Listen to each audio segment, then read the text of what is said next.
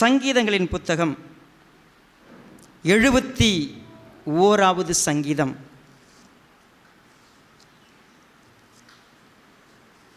இந்த சங்கீதத்தினுடைய முழு பகுதியுமே நான் வாசிக்க போகிறோம். 24 வசனங்கள் இருக்கிறது. என்னோடு கூட நீங்கள் பயணிக்க முடியாது நான் அன்போடு கேட்டுக்கொள்கிறேன். மீண்டுமாக நான் தாழ்மையாக உங்களை கேட்பது, தயவு செய்து கொஞ்சம் ஆண்டவராக இயேசு கிறிஸ்து சொன்னது போல் கொஞ்ச நேரமாவது இப்போ ஜெபம் பண்ணாதீங்க. ஏன்னா நீங்கள் பண்ணுற ஜெபம் எங்களுக்கு தெரியும். இப்போ தலை கொஞ்சம்னா என்ன பண்ணிடுவோம், பிரசங்கம் முழுக்குமே ஜெபம் பண்ணுவோம். சரி, அதனால் செய்தியை கொஞ்சம் கவனமாக கேட்கலாம். சரி,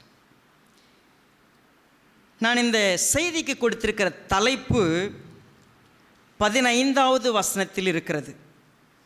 என் வாய் நாள்தோறும் சொல்லும். இதான் கொடுத்திருக்கிற தலைப்பு. என் வாய் நாள்தோறும் சொல்லும். இந்த மெசேஜுக்கு நான் கொடுத்திருக்கிற தலைப்பு. நான் நாள்தோறும் நான் பேச போகிறேன். யார் இவர்? இந்த சங்கீதத்தை எழுதின நபர் மேலே ஏதாவது அறிமுகம் இருக்குதா? இல்லை. 70வது சங்கீதத்திலாவது மேலே பார்த்தீங்கன்னா நினைப்பூட்டுதலுக்காக பாடி ராகத்தலைவனுக்கு ஒப்புவிக்கப்பட்ட தாவீதின் சங்கீதம்னு இருக்குது. இந்த சங்கீதம் மேக்சிமம் தாவீது தான் எழுதியிருக்கணும். நமக்கு அறிமுகத்தில் மேலே எழுதப்படலை. இந்த சங்கீதம் இன்றைக்கு 1ஆம் தேதி வாசிப்பதற்கு படிப்பதற்கு ஏற்ற ஒரு பகுதியாக நான் கண்டேன். காரணம், இந்த மனிதனுடைய வாழ்க்கையில் ஒரு தீர்மானம் எடுக்கிறார். நாள்தோறும் நான் பேச போகிறேன். ஒரு 7 தீர்மானங்களை தன்னுடைய வாழ்க்கையில் எடுக்கிறார்.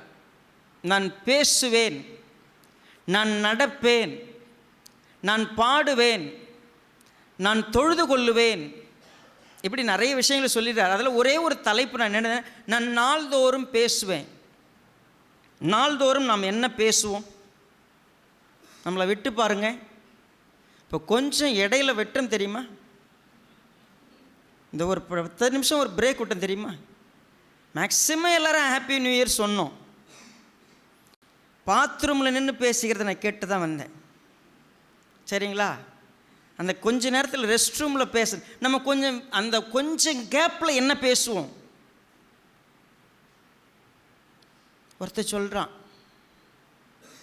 சரி அவங்க 2 பேரையும் வெளிப்படுத்திட வேண்டாம் அப்படின்னு நான் அவங்க ரகசியத்தெல்லாம் சொல்ல விரும்பலை. அவங்க பேசிக்கக்கூடிய விஷயங்கள் என் வாய்க்கு எனக்கு வாய்ப்பு கிடச்சி நான் என்ன பேசுவேன்? கொஞ்சம் பேர் நினச்சா என்னுடைய வாழ்க்கை முழுக்க நான் அனுபவிக்கிற கஷ்டங்களையும் துன்பங்களையும் பேசிக்கிட்டே இருப்பேன். இது ஒரு வகை. தினமும் என்னை குறித்து புலம்புவேன். ஏன்? அவ்வளோ பிரச்சனைங்க, அவ்வளோ போராட்டம். ஒரு சிலர் யாரை பற்றியாவது பேசுவாங்க. அதுவும் நமக்கு யாராவது ஒருத்தர் எடுத்து கொடுத்துட்டா போதும். ஒருத்தரை பற்றி ஆரம்பித்தோம்னா அப்படியே என்ன பண்ணுவோம், ஒரு டூர் போய் வருவோம். நம்ம சின்னாரில் துவங்கினோம்னா அப்படியே இந்த பக்கம் மரவணத்தம் போய் களத்தூர் வந்து பேரையூர் வந்து அப்புறம் நோவா நகர் போவோம். அப்படி ஒரு ரவுண்டு அடித்து அப்படி வந்து நிற்போம். நாள்தோறும் பேசுவேன், நாள்தோறும் பேசுவேன். எதை பற்றி பேசுவேன்? ஒன்று என் பிரச்சனையை பேசுவேன், யாரை பற்றியா பேசுவேன். இது என் வாழ்க்கை, இது வழக்கம். ஆனால் இந்த சங்கீதக்காரன் நாம் பேசணுங்க, அதுக்கு காரணம் இருக்குது. ஏன் தெரியுமா? என் வாழ்க்கையில் என் தேவன் யார்? இன்றைக்கு நான் யாராக இருக்கிறேன்? எனக்கு அவர் என்ன செய்வார் என்பதை நான் பார்க்கிறேன். என் வாழ்க்கை எப்படி இருக்க போகிறது நான் பார்க்கிறேன். நான் பேசணும். இந்த நபர் யார் அப்படின்னு சொன்னால், இவரை பற்றி நான் அறிமுகம் செய்யணும்னு சொன்னால், இந்த நபர் தேவனை மாத்திரம் நம்பக்கூடிய ஒரு நபர். முதல் வசனம் என்ன சொல்லுகிறது?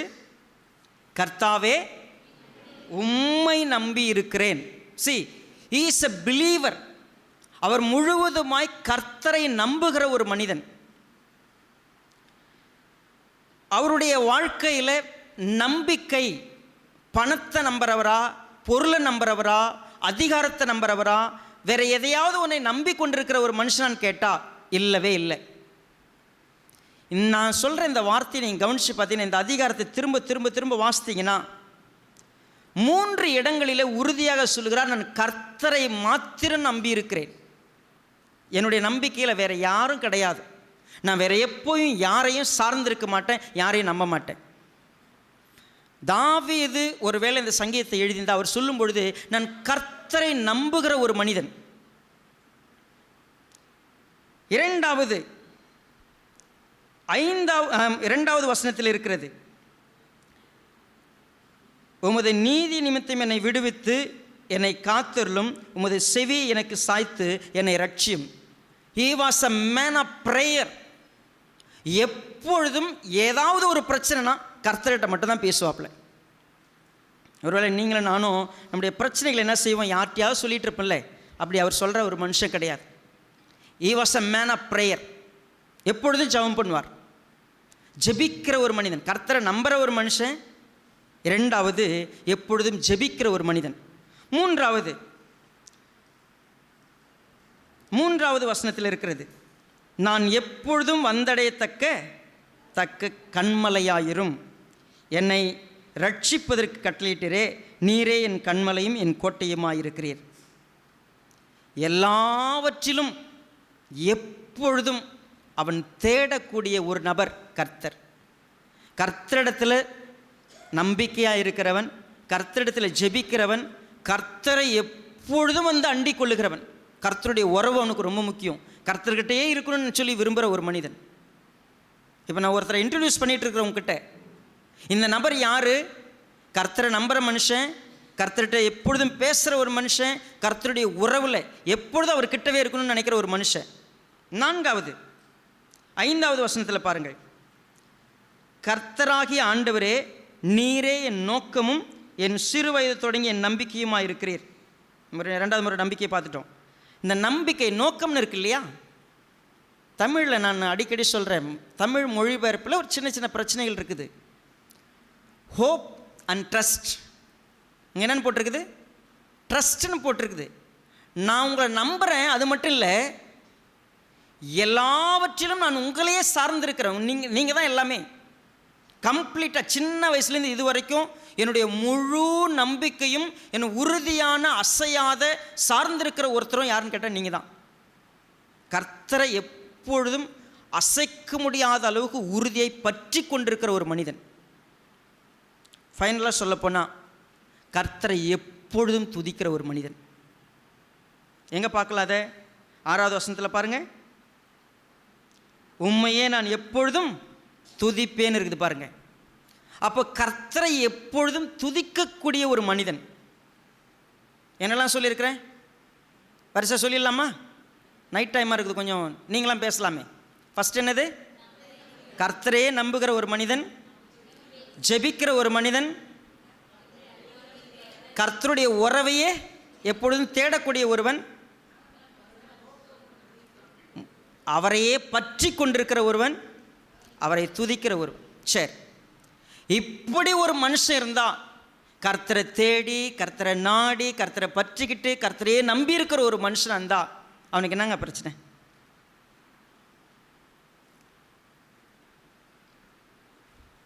வாழ்க்கையில் இந்த மனிதன் லிஸ்ட், இந்த சங்கீதத்தில் நீங்கள் குயிக்காக நான் சொல்கிற வார்த்தையெல்லாம் கவனிச்சு பாருங்கள்.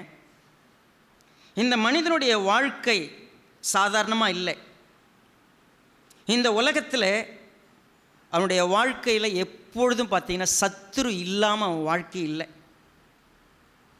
10வது வசனம் பாருங்கள், சத்துருக்கள் எனக்கு விரோதமாக பேசி என் ஆத்துமாவுக்கு காத்திருக்கிறவர்கள் ஏகமாய் ஆலோசனை பண்ணி, தேவன் அவனை கைவிட்டார், அவனை தொடர்ந்து பிடியுங்கள், அவனை விடுவிப்பார் இல்லை என்கிறார்கள். நல்லா கவனிங்க. இப்போ இந்த மனுஷனுடைய நிலை எப்படி தெரியுமா இருக்குது? கர்த்தர் அவனை கைவிட்டிருக்கிறார்னு மக்கள் புரிந்து கொள்ளுகிற அளவுக்கு அவன் வாழ்க்கையில் ஒரு டவுனான இடத்துல இருக்கிறான். மிகப்பெரிய ஒரு சூழ்நிலை என்னன்னு கேட்டிங்கன்னா, அவன் கர்த்தரை தேடுறவன், கர்த்தரை பற்றி கொண்டிருக்கிறவன், கர்த்தருடைய கர்த்தரை தன் அடைக்கலமாக கொண்டவன், கோட்டையாக கொண்டவன், கண்மலையாக கொண்டவன், அப்படிப்பட்ட ஒரு நபருக்கு இப்போ என்ன சூழ்நிலை?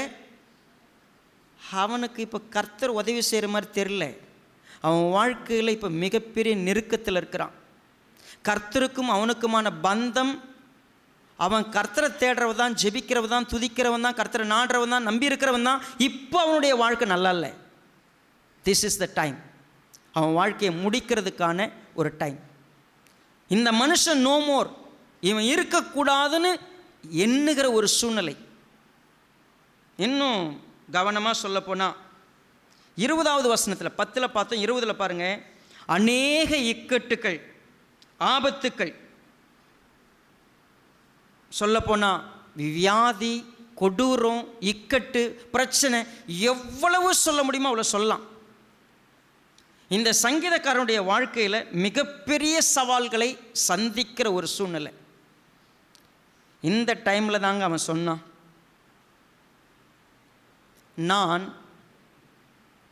நாள்தோறும் பேச போகிறேன்.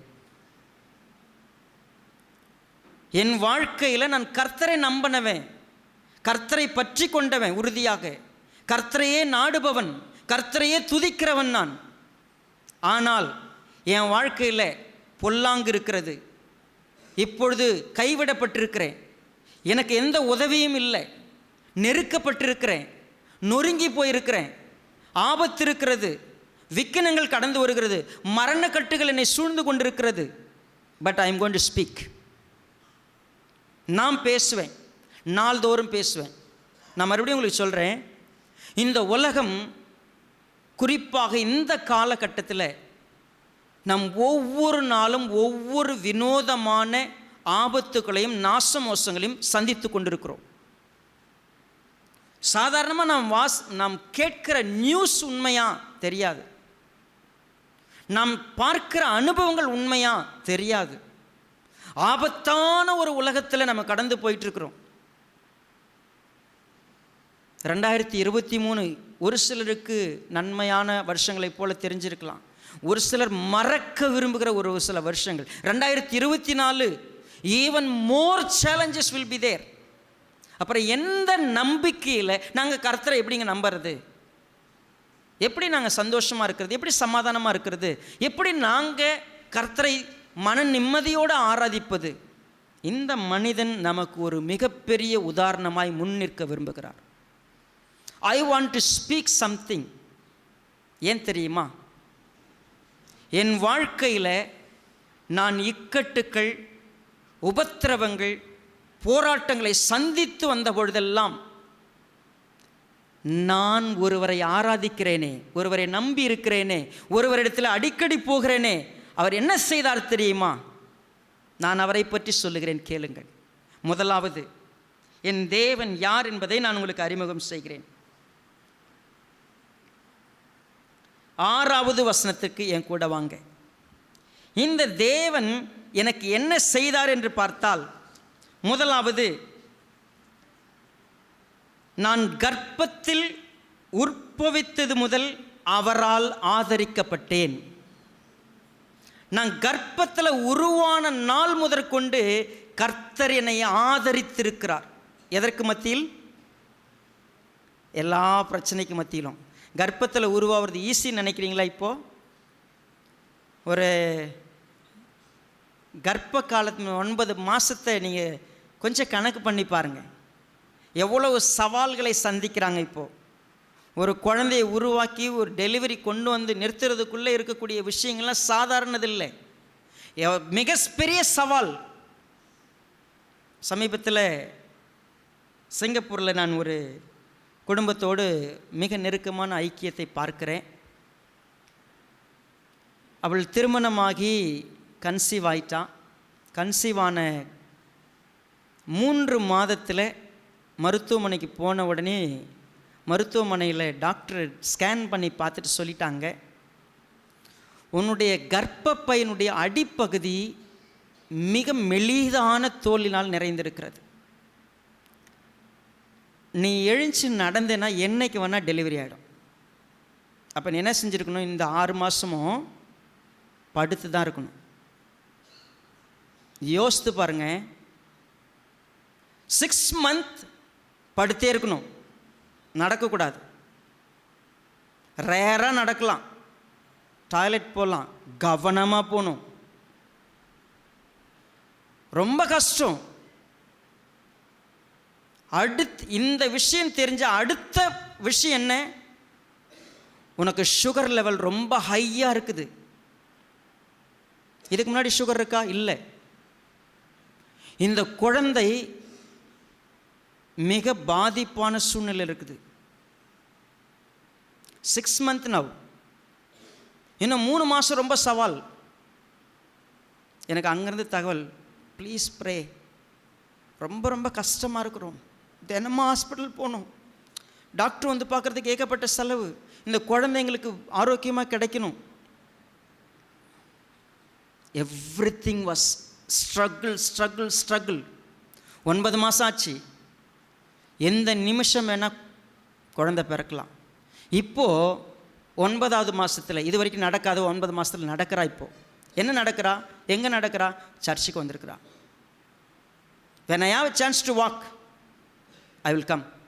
நான் சர்ச்சுக்கு வருவேன். அவளோடு கூட எடுத்துக்கொண்ட புகைப்படம் இருக்கிறது. நான் திங்கக்கிழமை சிங்கப்பூர்லேருந்து கிளம்புறேன். செவ்வாய்க்கிழமை குழந்தை பிறந்துச்சு. செவ்வாய்க்கிழமை குழந்தை பிறந்துச்சு. மிகப்பெரிய சந்தோஷம். ஓகே, ஃபேமிலி ரொம்ப சந்தோஷப்பட்டு ஓகே பேரெல்லாம் வச்சாச்சு. புதன்கிழமை குழந்தைக்கு மிகப்பெரிய வைரஸ் தாக்குதல். என்ன செய்யும் குடும்பம்?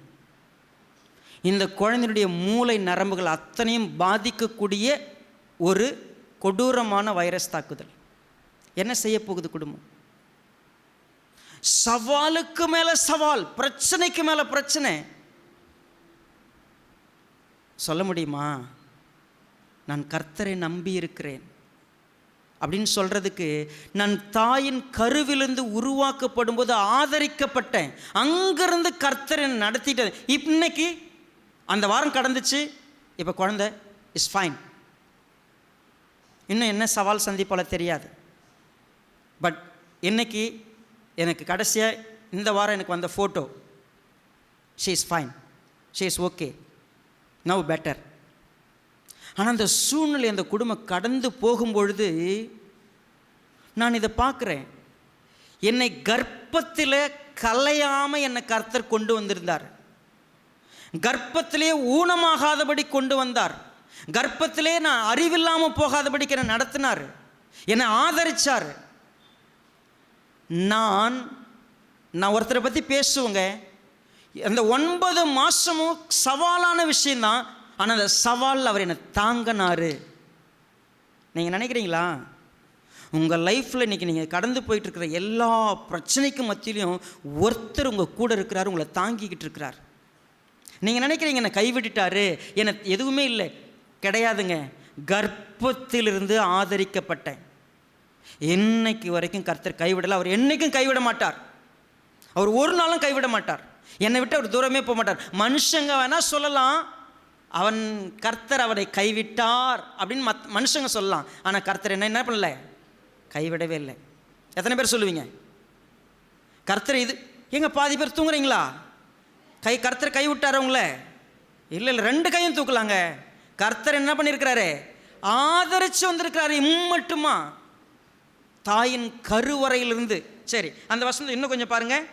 என் தாயின் வயிற்றிலிருந்து என்னை எடுத்தவர் நீரே. எனக்கு பிரசவம் பார்த்தது யாரு?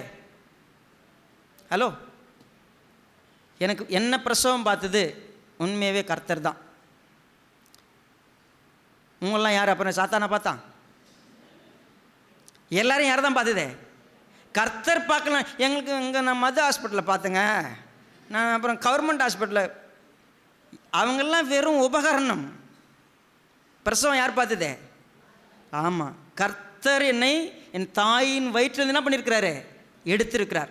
அடுத்தது பாருங்க, ரொம்ப முக்கியமாக நான் எப்பொழுதும் தேவனுடைய நீதி என்னை தாயின் வயிற்றிலிருந்து என்னை கவனித்து பார்த்தா என் தேவன் நீதியானவர். அவருடைய நீதி நிமித்தம் என்னை விடுவிக்கிற ஒரு தேவன். 2வது வசனத்தில் இருக்கு, என்னை எப்பொழுதும் நீதியினால் விடுவிக்கிற தேவன், என்னை ரட்சிக்கிற தேவன். அவர் எப்போ ரட்சிப்பார்? கீழே விழுந்திருந்தா தானே தூக்க முடியும். கீழே விழுந்தவங்கள தானே தூக்குவோம். மேலே உட்காந்துங்கிறவங்கள தூக்குமா? அங்கேருந்து அப்படி தூக்குமா? அப்படி இல்லை. கீழே இருக்கிறவங்கள தான் என்ன பண்ணுவோம். அப்போது என் வாழ்க்கையில் நான் நெருக்கப்பட்டு கீழே விழுந்த காலத்தில் என்ன பண்ணியிருக்கிறார்? நன்று தூக்கி இருக்கிறார், என்னை ரட்சித்திருக்கிறார், எனக்கு விடுதலையை கொடுத்திருக்கிறார். என் வாழ்க்கையில் நான் இதுவரைக்கும் பார்த்தேன், என்னை மீட்டவர் அவர், என்னை ரட்சித்தவர் அவர், என்னுடைய நீதியின்படி என்னை காத்தவர் அவர். நான் என் வாழ்க்கையில் நான் சாட்சி சொல்ல முடியும். 3வது ரொம்ப முக்கியமானது, கர்த்தர் என்னுடைய கோட்டையும் அடைக்கலமுமாக இருந்திருக்கிறார். அவர் எனக்கு எப்படிப்பட்டவராக இருக்கிறாரு? கோட்டையும் அடைக்கலமுமாக இருந்திருக்கிறார். நான் வந்து அடையத்தக்கதான கண்மலையாயிருக்கிறவர் எப்பொழுதும். அவர் எப்பொழுதும் நான் அவர்கிட்ட போய் வந்து உட்காந்துக்கலாம். நீங்கள் எத்தனை பேர் வெளியில் ஓடி ஆடி ஓஞ்சி போய் வந்து அம்மா மடியில் டக்குன்னு வந்து படுத்துக்கிறவங்க எத்தனை பேர் இருக்கிறீங்க? கை தூக்குங்க பார்ப்போம். ரொம்ப பயங்கரமாக எல்லாம் பண்ணிவிட்டு வந்து அம்மா எங்கேயா உட்காந்தாங்கன்னு ஓடி போய் அம்மா மடியில் படுக்கிறவங்க கை தூக்குங்க. யாருமே இல்லையா? நான் நிறைய பேரை பார்க்குறேனே. சொல்கிறதுக்கு வெக்கமாக இருக்கோ? அம்மா மடியில் போய் படுக்கிறதுல ஒரு வெக்கலாம் பட தேவையில்லை. உங்களுக்கு ஒன்று சொல்கிற கேளுங்க, தாய் தன் பாலகனை மறக்கிறதில்லை. ஆனால் அம்மா ஏதாவது சூழ்நிலையில் டென்ஷனில் இருந்தான்னு வச்சுங்களேன், தள்ளிப்படுறா அம்மா வந்து மடியில் படுத்தினு இம்சை கொடுத்துன்னு வா அப்படின்றவாங்க. அம்மா தானே. அம்மாவே தன் மடியிலேருந்து என்ன பண்ணிவிடுவாங்க? பாசமான அம்மா தான், உயிர் கொடுக்குற அம்மா தான், பால் ஊட்டுற அம்மா தான், எல்லாம் தான். அவங்களே ஒரு சில நேரத்தில் என்ன பண்ணிவிடுவாங்க? இம்சை எந்த நேரம் வந்து மடியில் போய் பாட அப்படின்றவாங்க. ஆனால் ஆண்டவர் என்ன பண்ண மாட்டார்? ஒரு நாழிகை கூட நீங்கள் தலை வைத்து படுக்கணும்னு நினச்சிங்கன்னா உங்கள் தலையை அல்ல தட்டுறவர் இல்லை. நான் எக்ஸ்பீரியன்ஸு சொல்கிறேன். எனக்கு வலி ரொம்ப அதிகம், என்னால் தாங்க முடியல. என்னால் முடியலன்னு சொன்னால் நான் இதை சரி பண்ணுங்கன்னு ஒரு நாளும் கேட்டதில்லை. ஆனால் ஒரு விஷயம் செய்வேன், உங்கள் மடியில் நான் கொஞ்சம் தலை வச்சுக்கிறேன், எனக்கு கொஞ்சம் முடியல, என்னால் தாங்க முடியல, அவ்வளோதான். நான் அதில் பார்த்த விடுதலைகள் ஏராளம் ஏராளம் ஏராளம். என் தேவன் எப்பொழுதும் நான் வந்து அடைகிற அடைக்கலமாக எனக்கு ஆறுதல் சொல்கிறது, என்னை தேற்றுவது, என்னை தாங்குவது, என்னை வருடி கொடுப்பது, எனக்கு எப்பொழுதும் அவருடைய கரம் ஆதரவாக இருந்து கொண்டே இருந்திருக்கிறது. நான் இதெல்லாம் ஏன் சொல்ல முடியும்? தாயின் வயிற்றில் உருவானதாலும் சரி, என் பிரச்சனை நேரமாக இருந்தாலும் சரி, நான் கீழே விழுந்த நேரமாக இருந்தாலும் சரி, கர்த்தர் என்னை ஆதரித்திருக்கிறார், என்னை வருடி கொடுத்திருக்கிறார், எனக்கு அடைக்கலமாக இருந்திருக்கிறார், எல்லாம் செஞ்சிருக்கிறார். 4வது நான் ஒரு முக்கியமான விஷயத்தை சொல்லுவேன். என்ன சொல்லுவேன்? 5வது வசனத்தில் பாருங்கள், சிறு வயது தொடங்கி என் நம்பிக்கையை அவர் வீணடித்ததே இல்லை. நான் நம்பின ஒரு விஷயத்தில் கர்த்தர் என்னை வெட்கம் அடைய செஞ்சதே இல்லை. நான் அவரை நம்பியிருக்கிறேன். சிறு வயது முதல் நான் என் வாழ்க்கையில் பார்க்குறேன், என் நம்பிக்கையை அவர் போக்கடிச்சதே இல்லை. எனக்கு முழு நம்பிக்கை கொடுத்திருந்தார். ரைட். அடுத்தது 16வது வசனத்துக்கு வரலாமா? பாருங்க, கர்த்தராகிய ஆண்டவருடைய வல்லமையை நான் எப்பொழுதும் அந்த வல்லமையை பிடிச்சிக்கிட்டே நான் நடந்திருக்கிறேன். அந்த வல்லமை தான் என்னை இது வரைக்கும் நடத்திட்டு வந்திருக்கு. அவருடைய வல்லமை இல்லைன்னு சொன்னால் நான் நடந்தே இருக்க முடியாது, என் வாழ்க்கையில் கடந்து வந்தே இருக்க முடியாது. அடுத்தது ரொம்ப முக்கியமாக 17வது வசனம், கர்த்தர் எனக்கு சின்ன வயசுலேருந்து போதிக்கிறவராக இருந்திருக்கிறார், எனக்கு கற்றுக் கொடுத்து வந்திருக்கிறார், எனக்கு சொல்லி கொடுத்து என்னை வளர்த்திருக்கிறார். அடுத்து ரொம்ப முக்கியம், அதிலே 17வது வசனத்திலே பாருங்கள், என் வாழ்க்கையில் மிகப்பெரிய அதிசயங்களை செஞ்சிருக்கிறார். அடுத்தது 19வது வசனம், தேவனுடைய நீதி உன்னதமானது, பெரிதானவைகளை கர்த்தர் செய்திருக்கிறார். நான் வருஷப்படுத்தினா சொல்லிக்கிட்டே போகலாம் அப்படின்னு சொல்கிறார். அவ்வளவு செஞ்சிருக்கிறார் என் தேவன். நான் இப்போ சொன்ன தெரியுமா, நான் உபத்திரவத்தில் இருந்தேன், வருத்தத்தில் இருந்தேன், விரோதம் சம்பாதிச்சேன், என்னை எதிரிங்க இருந்தாங்க, எனக்கு பொல்லாங்கு வந்துச்சு, எனக்கு நான் இடுக்கட்டில் இருந்தேன், நெருக்கத்தில் இருந்தேன், இப்படி லிஸ்ட்டு போடும்போது அதுக்கு நேராக என்ன எந்த பக்கம் என்ன எழுதிடலாம்? கர்த்தர் தாங்கினார், விடுவிச்சார், அடைக்கலமாக இருந்தார், எனக்கு நம்பிக்கையாக இருந்தார், எனக்கு அதிசயங்களை செஞ்சார், எனக்கு அற்புதங்களை செஞ்சார், பெரிதானவைகளை செஞ்சார், வருஷம் சொல்லிக்கிட்டே வரலாம். இது பேலன்ஸ்ட் 2023 வரைக்கும் இப்படி பார்த்தோம்னா. ஆனால் 2024 இன்னும் பிரச்சனைகள் அப்படியே தான் இருக்குது. யாராவது நேற்று 2023க்கும் 24க்கும் வித்தியாசம் வந்துருச்சானா இன்னும் ஒன்றும் வரல. ஆனால் ஒன்று, இந்த மனுஷன் நான் ஒரு தீர்மானம் எடுக்க போகிறேன், நான் என்னெல்லாம் செய்வேன், நான் என்ன செய்வது என் வாழ்க்கையில் நான் அவரையே நம்பி இருக்கிறேன்னு சொல்லும். என் வாழ்க்கையில் இந்த வருஷம் கர்த்தர் என்னை நடத்துவார்னு என் உள்ளம் எப்படி சொல்லும். நான் முதலாவது என்ன செய்வேன் பாருங்கள். இந்த வசனத்தில் முதலாவது 14வது வசனம். 14வது வசனத்தை யாராவது வாசிங்க பார்ப்போம். நானும் எப்பொழுதும் நம்பிக்கை கொண்டிருந்து மென்மேலும் உம்மை துதிப்பேன். நான் எப்பொழுதும் என் நம்பிக்கையில் மாறவே மாட்டேன். எத்தனை பேர் முடிவெடுக்க போகிறீங்க? நான் கர்த்தர் மீது வைத்திருக்கிற நம்பிக்கையில் ஒருவேளை இந்த வருஷத்தில் குறைவான பிரச்சனை இருந்தாலும் சரி, அதிகமான பிரச்சனை இருந்தாலும் சரி, எவ்வளோ சவால் இருந்தாலும் சரி. எத்தனை பேர் இந்த வருஷம் +2 போக போகிறீங்க? 11th முடிச்சுட்டு +2 போக போகிறவங்க கை தூக்குங்க. ஒருத்தரும் இல்லை. சரி, 10th ரைட். இப்போ இந்த வருஷம் 10th படிக்கிறவங்க ஒரு 2-3 பேர் இருக்கிறீங்களா? சரி. 11th படிக்கிறவங்க யாரும் இல்லையா? சரி. 12th கொஞ்சம் பேர் இருக்கிறீங்க. 11th 12th போகும்போது நிச்சயமாக கொஞ்சம் கஷ்டம் இருக்க தான் செய்யும், கொஞ்சம் சவால் கூட தான் இருக்க செய்யும். ஆனால் உங்களுக்கு தெரியுங்களா, நம்ம வாழ்க்கை 2024 என்ட்ராகும்போது இந்த சவால்கள் எதுவுமே மாறாது. இன்பம் துன்பம் எல்லாம் கலந்து தான் இருக்க போகிறது. ஆனால் என் வாழ்க்கையில் தேவன் மீது வைத்திருக்கிற நம்பிக்கையை ஒருபொழுது நான் மாற்ற மாட்டேன்.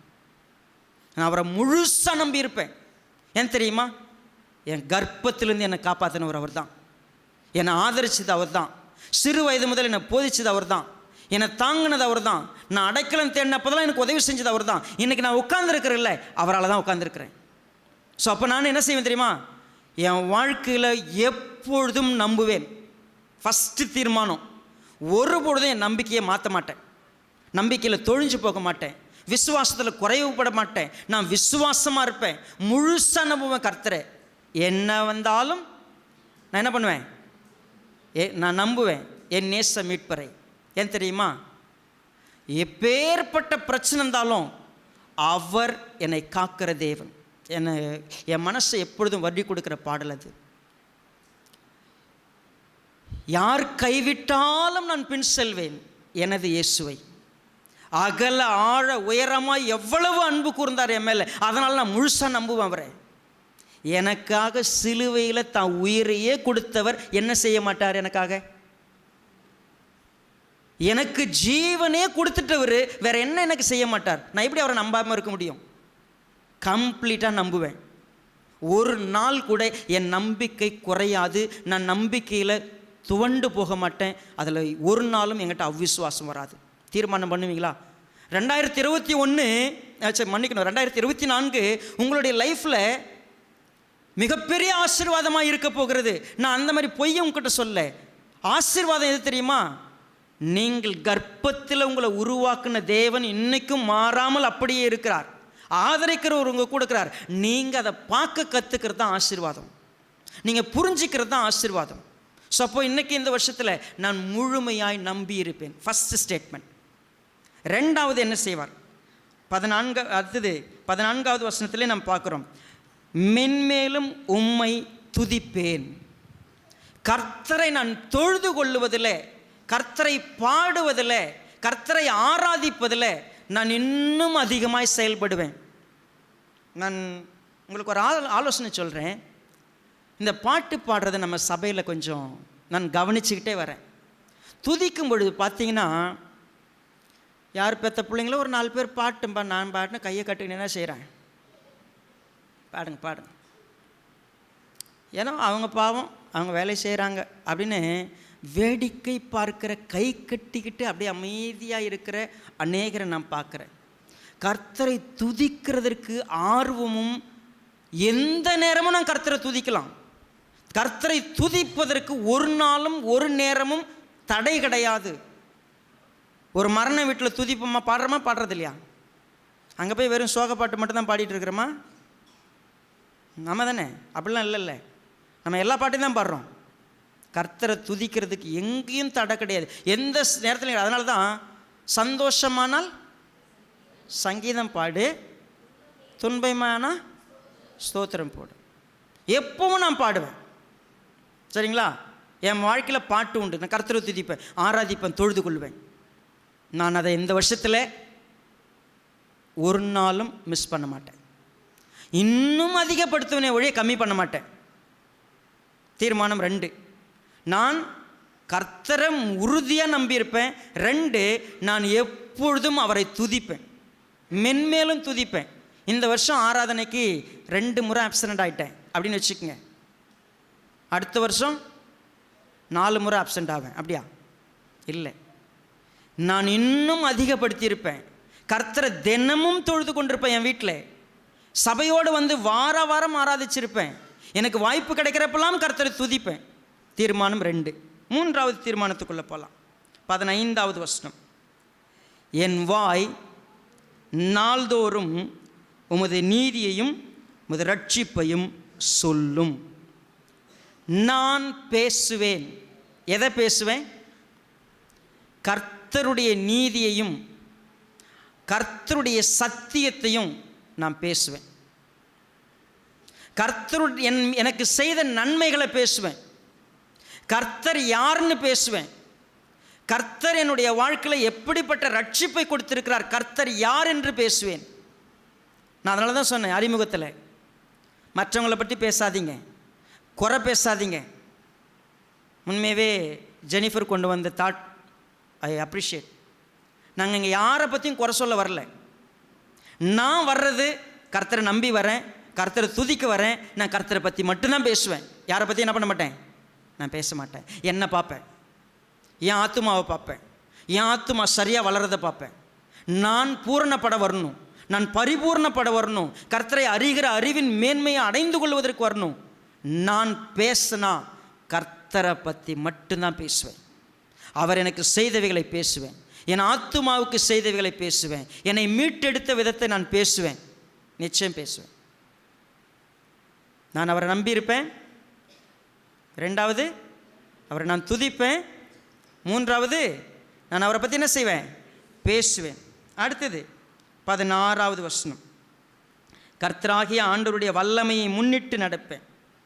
என் வாழ்க்கையில் நான் இனிமேல் நடக்க போகிற வழியில், என் பாதையில் நான் ஒன்றை மட்டுமே நான் பிடிச்சு நடப்பேன். அது எது தெரியுமா? என் சொந்த பலத்தில் நான் நடக்க மாட்டேன், என் சொந்த ஞானத்தில் நடக்க மாட்டேன், என் சொந்த எந்த ஒரு விருப்பத்திலையும் நடக்க மாட்டேன். நான் கர்த்தருடைய வல்லமையில் தான் என் வாழ்க்கையே. நான் எதையும் சார்ந்திருக்கிறவில்லை, கர்த்தரையே நம்பியிருக்க. அதனால் கர்த்தருடைய வல்லமையை முன்னிட்டு நான் நடப்பேன். கர்த்தருடைய வல்லமையின்படி தான் நான் நடப்பேன்.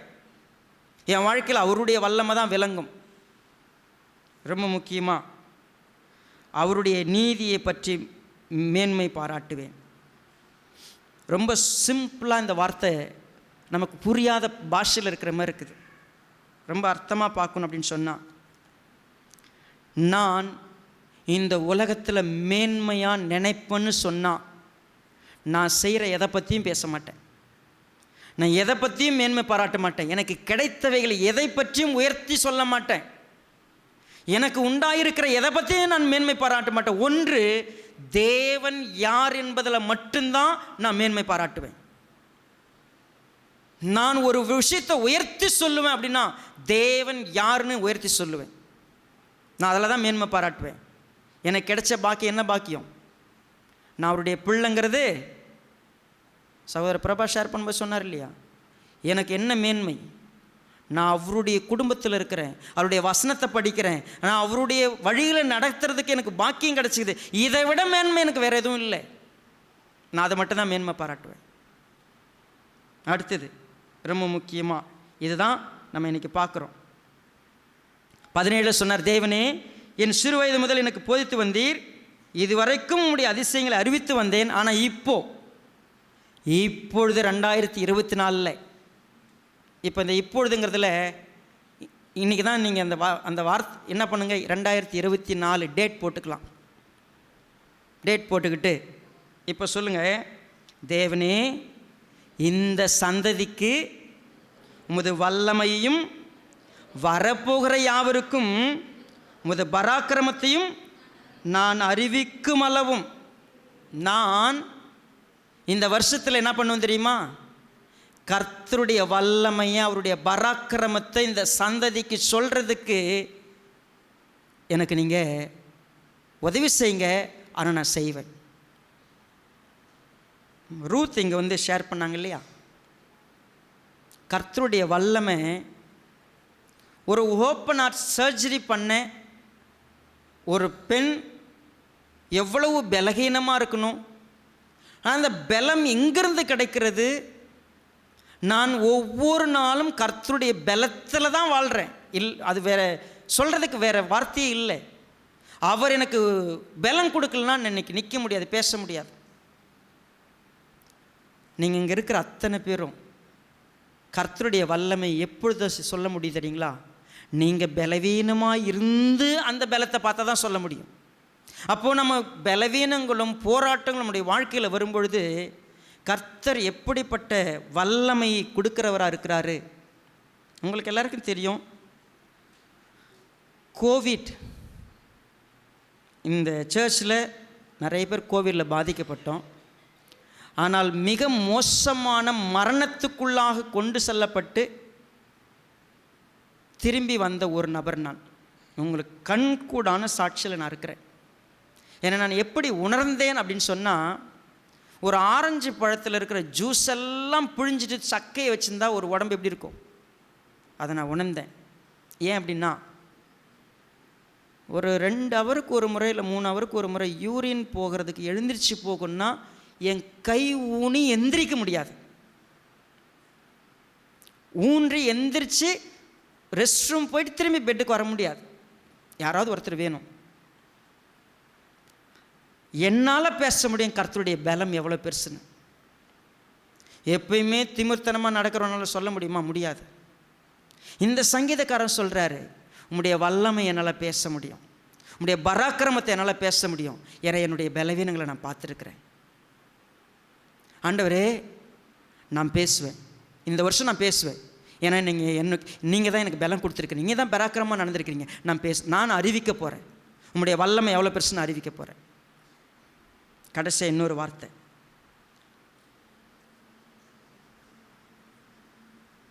20வது வசனத்திலேருந்து பாருங்கள்.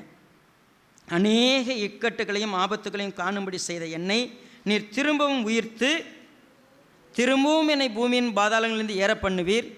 என் மேன்மையை பெருக பண்ணி என்னை மறுபடியும் தேற்றுவீர்.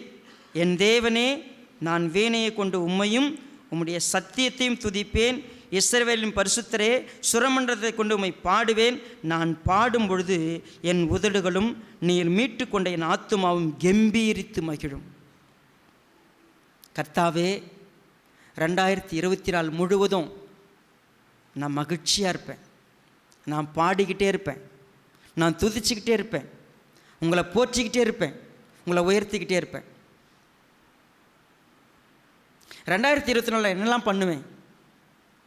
நான் நம்பியிருப்பேன், நான் துதிப்பேன், நான் பேசுவேன், நான் நடப்பேன், நான் நீதியை நிச்சயமாக உயர்த்தி காட்டுவேன், உங்களுடைய பராக்கிரமத்தையும் வல்லமையும் நான் அறிவிப்பேன், நான் சந்தோஷமாக இருப்பேன். ஆண்டவருக்கு முன்னாடி இன்றைக்கி நீங்கள் ஒருவேளை உங்களுக்கு இப்போ சமயம் கொடுக்கும் பொழுது கர்த்தர்கிட்ட உட்காந்து, ஆண்டவரே நாங்கள் பேசுவோம், ஆண்டவரே நான் பாடுவோம், ஆண்டவரே நான் துதிப்பேன், ஆண்டவரே உங்களை உயர்த்துவோம், ஆண்டவரே உங்களுடைய வல்லமையை நான் வெளியில் உலகத்துக்கு காட்டுவோம், ஆண்டவரே நீங்கள் யாருங்கிறத நான் நிச்சயம் அறிவிப்பேன் ஆண்டவரே இந்த உலகத்தில். என்ன எனக்கு நிச்சயம் பிரச்சனை வரும், போராட்டம் வரும். நான் என்ன தெரியுமா தாராளமாக சொல்லுவேன், கர்ப்பத்தில் எடுத்தது நீங்கள் தான், சிறு வயதுலேருந்து என்னை ஆதரிச்சது நீங்கள் தான், எனக்கு போதிச்சது நீங்கள் தான், என்னை தாங்கினது நீங்கள் தான், எனக்கு அடைக்கலமாக இருந்தது நீங்கள் தான். நான் இந்த வருஷமும் சொல்கிறேன், நீங்கள் எல்லாம் அப்படியே செய்வீங்க. நான் தான் இப்போ வாயை திறக்கணும், நான் தான் பாடணும், நான் தான் பேசணும். ஏன்னா இது வரைக்கும் நான் ஒரு சிலதை அறிவிச்சுக்கிட்டு வந்தேன், அதிசயத்தை அறிவிச்சிட்டு வந்தேன். ஆனால் நாள்தோறும் நான் சொல்லுவேன், நாள்தோறும் நான் பாடுவேன், நாள்தோறும் உயர்த்துவேன், நாள்தோறும் உங்களை மேன்மை பாராட்டுவேன், நாள்தோறும் நான் எல்லாருக்கும் அறிவிப்பேன். நான் ஒரு நாள் கூட சும்மா இருக்க மாட்டேன். இந்த 2024 365 நாள் என் வாயை நான் மூடிக்கிட்டு இருக்க போகிறேன்னா, என் காலை நான் அடக்கிக்கிட்டு இருக்க போகிறேன்னா, இந்த உலகத்தில் கர்த்தருடைய வல்லமையும் பராக்கிரமத்தையும் அறிவிக்கிறதுக்காக தெரிந்து கொள்ளப்பட்ட ஜனமாகிய நீங்களும் நானும் சும்மா உலகத்தினுடைய பொருளை தேடி தேடி ஓடி நாமும் வஞ்சிக்கப்பட்டவங்களாகவும் ஏமாற்றப்பட்டவங்களாகவும் சோர்ந்து போகிறவங்களாகவும் தினமும் புலம்பிக்கிட்டு இருக்கிறவங்களாகவும் வருத்தத்தையும் வேதனையும் அனுபவிச்சுக்கிட்டு வாடி போயிருக்கிறவங்களாகவும் வாழ போகிறோமா? நம்மக்கிட்ட தான் இருக்க போது தீர்மானம். நான் நித்தியத்தை தேடுறேன், என்றைக்கும் நித்தியம் எனக்கு முக்கியம். தேவன் எது செய்தாலும் நேர்த்தியாக செய்வார். அவர் என்னை சின்ன வயசுலேருந்து ஆதரிச்சுட்டு வந்திருக்கிறார், வளர்த்திருக்கிறார், இது வரைக்கும் நடத்தியிருக்கிறார். நான் அவரை பற்றி பேசுவேன், அவரை பாடுவேன், அவரை துதிப்பேன், அவரை உயர்த்துவேன், அவரை கனம் பண்ணுவேன். அவருக்காகவே இந்த வருஷம் முழுக்க நான் வாழ்வேன், ஒரு நாள் கூட மிஸ் பண்ண மாட்டேன். நான் எத்தனை பேர் தீர்மானம் பண்ண போகிறீங்க? என் வாழ்க்கையில் இந்த 7 விஷயங்களும் இந்த வருஷத்தில் நான் செய்ய போகிறேன். முதல் நாள் முதல் வேளையில் கர்த்தருடைய சமூகத்தில் நான் என்னை ஒப்பு கொடுக்குறேன். கர்த்தருக்காக நான் இப்படி இருப்பேன். என் வாழ்க்கையில் பிரச்சனை மாறுமா? மாறாது. என் எதிரிகள் மாறிடுவாங்களா? மாற மாட்டாங்க. ஆனால் என் தேவன் அதை விட மாற மாட்டார். அவர் அப்படியே இருந்து என்னை செய்ய போகிறார், என்னை வழிநடத்த போகிறார். நான் அவரையே நம்பியிருப்பேன், நான் அவரை பற்றி பேசுவேன், நான் அவரை பற்றி பாடுவேன். ஆனால் ஒரே ஒரு விஷயம், நாள்தோறும் அது நடக்குமா? இந்த செய்திக்கு நான் கொடுத்த தலைப்பு என்ன? நாள்தோறும். அப்போ நாள்தோறும் நான் நம்பியிருப்பேன், நான் பேசுவேன், நான் பாடுவேன், நான் துதிப்பேன், நான் உயர்த்துவேன், நான் அறிவிப்பேன், நான் மகிழ்ச்சியாக இருப்பேன். என் வாழ்க்கையில் ஒரு நாளும் சோர்ந்து பார்க்க மாட்டேன். ஏன்னா என் கர்த்தர் யாருன்னு எனக்கு தெரியும். என்னை திரும்பவும் உயிர்ப்பிப்பார், திரும்பவும் ஆதரிப்பார், திரும்பவும் எனக்கு எல்லாத்தையும் செய்வார். எனக்கு தெரியும். என்னை பாதாளத்தில் இருந்தாலும் ஏற பண்ணி விடுவார் அவர். அப்போ ஏற்பட்டவர் தான் நான் தொழுது கொள்ளுகிறேன், அப்படிப்பட்டவர் தான் நான் நம்புகிறேன். தேவனுடைய பிள்ளைகளை, இந்த 2024 நாள்தோறும் என் வாயிலிருந்து என்ன வரப்போகிறது, நான் என்ன செய்ய போகிறேன்? தீர்மானம் செய்யலாமா? கண்களை மூடி ஒரு நிமிஷம், இது உங்களுக்கான நேரம். நீங்கள் கர்த்தரிடத்தில், நான் இதை செய்ய போகிற ஆண்டவரே, ஆனால் உங்கள் பலம் வேணும் எனக்கு நீங்கள் கொடுத்திருக்கிற இந்த உன்னதமான வார்த்தைகளை என் வாழ்க்கையில் செயல்படுத்துவேன். நான் உங்களுக்காக ஜெபம் பண்ண விரும்புகிறேன். தீர்மானம் பண்ணுகிறவர்கள் இன்றைக்கி நம்ம சாட்சியிடலாம். யாரும் கண்ணை திறந்திருக்க வேண்டாம், எல்லாரும் கண்களை மூடுவோம். சங்கீதக்காரன் அன்றைக்கி தீர்மானம் பண்ணி அவன் வாழ்க்கையில் கர்த்தரையே நம்பி இருந்ததுனால சாதிச்சாப்புல. அவர் வாழ்க்கையில் கர்த்தரை பற்றி கொண்டதுனால அவர் கர்த்தருடைய பலத்தை இந்த உலகத்துக்கு வெளிக்காட்டினாப்புல. நீங்களும் நானும் அப்படி ஒரு தீர்மானத்தை இன்றைக்கி எடுக்கலாம். இனி வரப்போகிற வாழ்க்கையில் நிச்சயமாக அதெல்லாம் நடக்கும்னு சொல்லி நம்ம விசுவாசிப்போம். நான் தீர்மானம் பண்ணவனா அங்கே நிற்கிறேன். Anybody if you want to stand, நான் பாஸ்டர் உங்களோடு நான் நிற்கிறேன். நான் இந்த நம்பிக்கையில் முழு நம்பிக்கையோடு நிற்பேன். முழுமையாக நான் நாள்தோறும் பேசுவேன், நாள்தோறும் கர்த்தரை துதிப்பேன், நாள்தோறும் கர்த்தருடைய வல்லமை தான் எனக்கு முக்கியம்னு சொல்லுவேன். ஆனால் அவருடைய நீதி தான் மேன்மை பாராட்டுவேன். நான் அவருடைய அதிசயங்களை நான் பேசுவேன், அறிவிப்பு மற்றவங்களுக்கு. இந்த சந்ததிக்கு, அதுவும் இப்போ என் முன்னாடி இருக்கிற சந்ததி, இந்த 2024 வரப்போகிற சந்ததிக்கு அவருடைய வல்லமையும் பராக்கிரமத்தையும் நான் அறிவிப்பேன். யாரும் மற்றவங்கள பார்க்க வேண்டாம், நீங்கள் உங்களை பார்த்து தீர்மானம் பண்ணிங்கன்னா என் கூட நிற்கலாம். ஒருவேளை நம்பிக்கை சபையில் இருக்கிறவங்க நீங்களும் எழுந்து நிற்கலாம். உங்களுக்கு அந்த தீர்மானம் இருந்துச்சுன்னா, நான் இந்த வருஷத்தில் இப்படி தான் வாழ்வேன், கர்த்தரை பற்றி மட்டும்தான் பேசுவேன், கர்த்தருக்காக மட்டும்தான் நடப்பேன், கர்த்தரை மட்டும்தான் என் வாழ்க்கையில் நம்பிக்கையாக இருக்கும், அதுதான் நான் தீர்மானம் பண்ண போகிறேன். அப்படி உங்களுக்கு தீர்மானம் இருந்துச்சுன்னா என் கூட நில்லுங்க, நான் உங்களுக்காக ப்ரேயர் பண்ண போகிறேன். சும்மா எல்லாரும் எந்திரிக்கிறாங்க நான் எந்திரிப்பேன், அது அந்த எழுப்புதெல்லாம் எனக்கு வேண்டாம். என் தீர்மானத்துக்கு நான் நடக்கிறதுக்கு கர்த்தர் எனக்கு பலம் கொடுக்கட்டும். ஆனால் இன்றைக்கி நான் தீர்மானம் பண்ண போகிறேன். அதை எப்படி செயல்படுத்துறது? கர்த்தர் நம்மை நடத்துவார். ஆனால் நான் தீர்மானம் உள்ளவனாக நான் நிற்கிறேன் பாஸ்டர், எனக்கு கர்த்தர் உதவி செய்யட்டும். இந்த வருஷத்தில் நான் இதெல்லாம் செய்வேன். 7ஐயும் என் வீட்டில் முதல்ல நான் எழுதி போடுவேன். ஒவ்வொன்றையும் நான் கவனிப்பேன். நாள்தோறும் நான் பாடுறேன்னா, நாள்தோறும் பேசுகிறேன்னா, நாள்தோறும் நம்பி இருக்கிறேன்னா, ஒவ்வொரு நாளும் நான் ரீசெக் பண்ணுவேன். கர்த்தர் எனக்கு உதவி செய்யட்டுன்னு சொல்லி அர்ப்பணிங்க பார்ப்போம். நான் ஜெபிக்க போகிறேன். If anybody lost, if anyone stand, okay, I'm going to pray. இரக்கத்தில் ஐஸ்வர்யம் உள்ள நல்ல பிதாவே, இந்த அற்புதமான நாளுக்காக நேரத்துக்காக ஸ்தோத்திரம். ஒரு புதிய வருடத்தின் புதிய நாளை எங்கள் கையில் கொடுத்துருக்குறீங்க. இந்த நாளில் ஒரு சங்கீதக்காரன் எங்களை உட்கார வச்சு தான் வாழ்க்கையை அணு அணுவாய் ரசித்து ருசித்து எல்லாவற்றையும் உணர்ந்து பார்த்து, கர்த்தர் யார், என் வாழ்க்கை எப்படிப்பட்டது, ஒவ்வொரு வருடமும் நம்ம எப்படி கடந்து போகிறேன், ஆனால் அந்த புதிய வருடத்துக்குள்ளாய் அடியெடுத்து வைக்கும் பொழுது நான் யாராக இருக்க வேண்டும் என்று தீர்மானம் பண்ணினானோ அந்த தீர்மானத்தை எல்லாம் எங்களுக்கு இன்றைக்கு பறைசாற்றினதை நாங்கள் பார்த்தோம். நாங்கள் ஒரு புதிய வருடத்துக்குள்ளே அடியெடுத்து வைக்கும் பொழுது எங்களுடைய தீர்மானம் என்னவாக இருக்க போகிறது, நாங்கள் என்ன செய்ய போகிறோம் என்று ஆராய்ந்து பார்க்கும் பொழுது எங்கள் வாழ்க்கையில் சூழ்நிலைகள் ஒரு நாள் இன்பமாயிருக்கும், ஒரு நாள் துன்பமாயிருக்கும், ஒரு நாள் சமாதானமாயிருக்கும், ஒரு நாள் சச்சரவாயிருக்கும், ஒரு நாள் போராட்டமாயிருக்கும், ஒரு நாள் அமைதியாக இருக்கும். எங்கள் வாழ்க்கையில் எல்லாம் இருக்க போகிறது. ஆனால் தேவன் மாறாதவராய் இருக்க போகிறீர். நாங்கள் ஏமாற்றப்படலாம், ஆனால் நீர் எங்களை ஏமாற்றுவதில்லை. நாங்கள் ஒதுக்கப்படலாம், நீர் சேர்த்து கொள்ளப் போகிறீர். நாங்கள் அசட்டை பண்ணப்படலாம், நீர் எங்களை மேன்மைப்படுத்தப் போகிறீர். இந்த உலகத்தில் எங்களை அநேகர் காயப்படுத்தலாம், ஆனால் நீர் எங்களை குணமாக்கப் போகிறீர். அப்படி இருக்கும் பொழுது உங்களை பற்றி மட்டும்தான் அப்பா நான் பேசுவேன். உங்களையே நம்பி இருப்பேன், உங்களையே பற்றி கொள்ளுவேன், உங்களுக்காக நான் பாடுவேன், உங்களை நான் துதிப்பேன், உங்களை உயர்த்துவேன், உங்களை நான் அறிவிப்பேன். நான் என்றைக்கு சந்தோஷமாக இருப்பேன். இப்படி தீர்மானம் எடுத்த ஒவ்வொருவராய் நாங்கள் நிற்கிறோம் ஆண்டவரே. எங்களுடைய தீர்மானம் இன்றைக்கு உணர்ச்சி பூர்வமாக இல்லாமல் உணர்வு பூர்வமாக இருந்து அதை செயல்படுத்துறதுக்கான கிருபை எங்களுக்கு தாங்க கர்த்தாவே. எங்கள் வாழ்க்கையில் நாங்கள் எடுக்கிற தீர்மானங்கள் அது ஓரிரு நாளிலே காணாமல் போகாதபடிக்கு அது இந்த வருடம் முழுவதும் நாள்தோறும் அதை செயல்படுத்தத்தக்கதான பலனை எங்களுக்கு கொடுங்க, எங்களை வழிநடத்துங்க. இந்த வருடம் உம்மால் நிச்சயம் ஆதரிக்கப்பட போகிறது, உம்மால் நிச்சயம் வழிநடத்தப்பட போகிறது. நீர் எங்களுக்கு போதிக்க போகிறீர், நீர் எங்களை நடத்த போகிறீர். எல்லாவற்றுக்காய் நன்றி. இன்றைக்கு வந்து நம்முடைய சமூகத்தில் நின்று தங்களை அர்ப்பணித்து தங்களை ஒப்பு கொடுத்திருக்கிற ஒவ்வொரு பிள்ளைகளுக்காக, இதில் ஆராதனையில் கலந்து கொண்டிருக்கிற அத்தனை ஆத்துமாக்களுக்காக கர்த்தரை நாங்கள் துதிக்கிறோம், ஸ்தோத்திரிக்கிறோம், நன்றி சொல்லுகிறோம். ஒவ்வொருவரையும் ஆசீர்வதிங்க. எல்லா ஆவிக்குரிய ஆசீர்வாதங்களும் பிள்ளைகளுக்கு உண்டாயிருக்கட்டும்.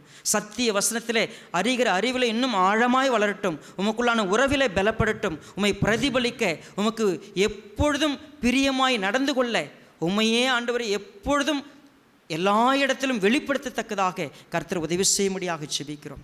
தனித்தனியாய் பேர் பேராய் குடும்பம் குடும்பமாய் கர்த்தர் ஆசீர்வதிங்க.